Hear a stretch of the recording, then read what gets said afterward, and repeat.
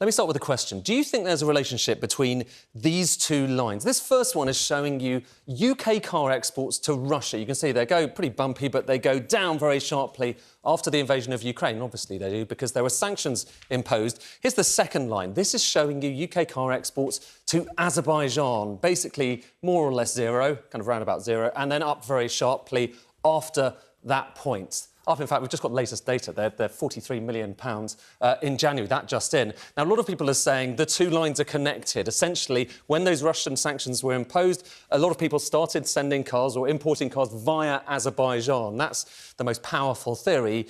So we put that to the Society of Motor Manufacturers, and they said essentially no. They disagree. They say wherever the UK automotive industry exports, it is committed to compliance with all trade and economic sanctions. There is no evidence available of that commitment being compromised. And they go on to say UK vehicle exports to Azerbaijan, as to many countries globally, have increased due to a number of factors. So it's not about Russia, not least a flourishing economy, new model launches, and pent-up demand. And it's this point in particular, the flourishing economy.